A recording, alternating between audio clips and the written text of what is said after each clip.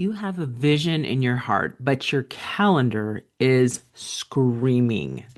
Perhaps you want to move forward with a God-sized dream, but you're currently just drowning in daily-sized distractions.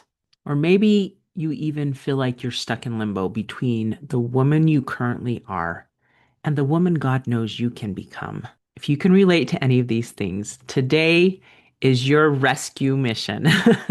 We're not just talking about productivity today, ladies. And today we're sharing a 5-step roadmap along with one of the most amazing hacks that will literally find you extra hours in your week. Stay tuned. Ordinary women, extraordinary faith. When God calls, we say yes. The Arise Women of God podcast. Hello and welcome to the Arise Women of God podcast. I'm your host, Tamara K. Anderson, founder of Women Warriors of Light. And ladies, believe me, we know what it's like to feel the exhaustion of a busy life and to feel God whispering on your mind a divine mission.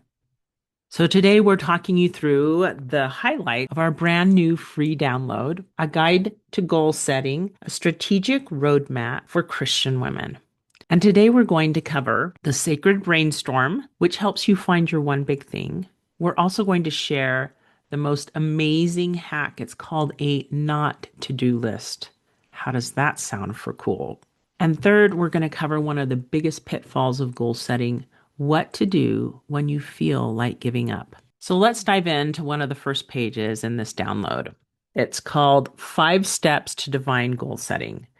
And most secular goal setting starts with, what do I want to do? Whereas our goal setting here starts with, what does God want me to do?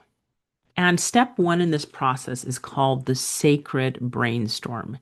And this is important because when we want to set a goal with God's help, it may take time for answers to percolate down into our mind. God speaks to us in those quiet pockets of life, which, as we know as women, don't come very often. And so, as we brainstorm with God, we start with that prayer and just say, God, I want to set a new God-guided goal. Please help me as I brainstorm what that could possibly be. And then just take a week or maybe 2 weeks or maybe even a month to just kind of start a list. Put it on your phone, put it on a piece of paper, put it in your journal. Ladies, I wrote my first list on the back of an envelope that was going to be thrown away. That's how this whole process started. But once you're done with that, you take that list to God and you pray about it and say, God, what of these things am I supposed to do? And He helps guide you to what it is. For me, that first time I did it, it was like He circled a highlighter around one of the things. And it was probably the most scary thing for me to even attempt on the list. It was write that book. And I was like, oh no, God. And I took a big breath and I just thought, oh, I don't know if I can do it. But the thing about God giving us a goal is He's not going to give us something that we cannot accomplish with His help. In fact, that's one of the addendums we invite you to add on when you write down your goal, which is step number 3, record it, is I want you to add on with God's help. So for me, that first time that I did this, it was, I will write a book with God's help. Because let's be honest, by ourselves, we are just too weak. Now, the rest of that 5-page worksheet talks about diving into the details and then kind of making a line upon line blueprint. But I'll leave that for you to dive into. Now we're going to go into the second thing I promised you, and it's called the not to do list. And this is one of my favorite hacks. I use it all the time. And I especially use it when my life hits the point when I start to feel really stressed and anxious because there's too much for me to do and not enough time to do it in. And let me walk you through quickly what this looks like. In this download, you'll find a not to-do list example. And this is a real life example that I filled out back in 2021. And what you do here is you list all the things that are taking up the most time in your life and you put them all here. And when you do this section, make sure that you ask friends or family, what things am I missing from this list? Because often you'll forget things. I remember as I was making this list the first time, my husband reminded me that one of the things I spend a lot of my time doing is cooking. And so I added that to the list kind of later on. After you've made this list, then you go to this next section, which is right beside it, and you get to decide if you're going to automate that thing that's on your list, delegate it, eliminate it, change it, or keep it. Then prayerfully think about and talk to God about these things. Some of the things God tells you to get rid of are like stabbing a knife in your heart. I was recording a segment of a radio show at the time with two of my friends, Brad and Jay, and the inspiration came, you need to stop doing that. And I was like, no. If you want to truly free up time in your life, then it's wise to follow the inspiration. There's times and seasons for all things, and we let those things go. Now, another one of the inspirations that I got, especially after discussing it with my husband, was the cooking one. And he said, Tamara, I can cook once a week. And we have several kids who are old enough to help cook a meal every week. Why don't you delegate 3 meals a week to us? And I was just like, wow, what would my life look like if I didn't have to cook 3 dinners a week? And all of a sudden, it freed up all this time. It was fantastic. So there's little hacks to freeing up your time, and God will inspire you as you pray about it and perhaps as you counsel with loved ones. What things can I do to free up more time in my week? We're now to the Don't Quit Emergency Kit. I like that this one rhymes. And what I love about this one is it walks you through what to do in those moments where the kids are sick, things are falling apart, perhaps the car breaks down, and you're feeling super discouraged because you didn't get to work on your goals that week. Before I even share anything else in this, I want to remind you of one important principle.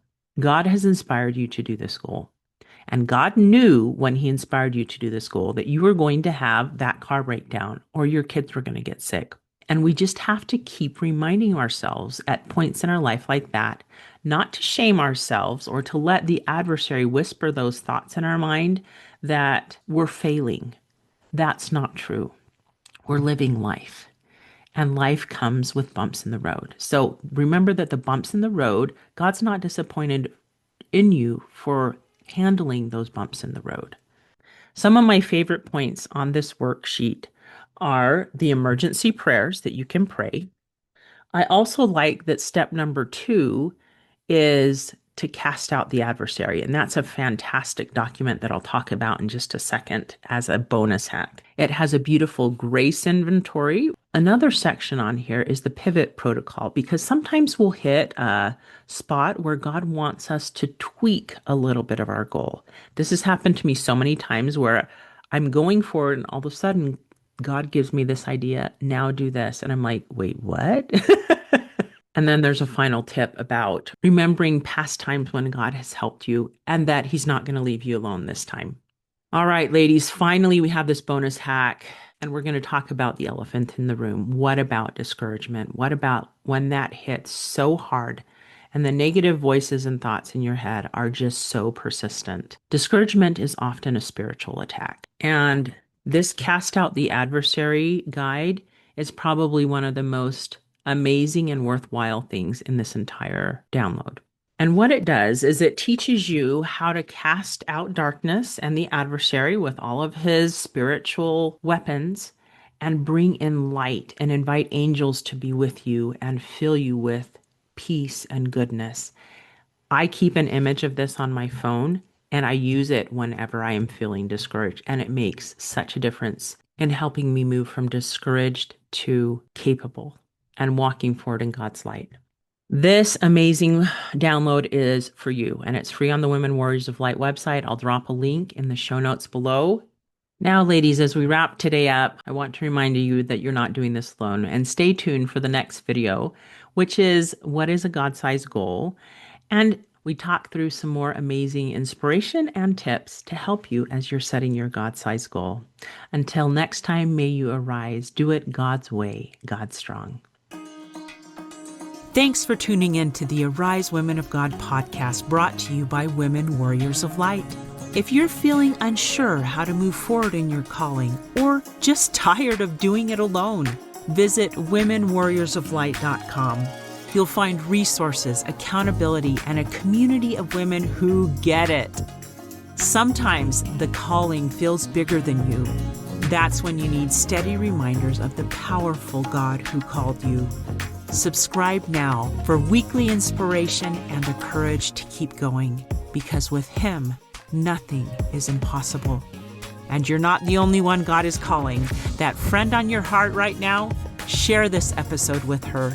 Your small act of obedience could be the breakthrough she's been praying for.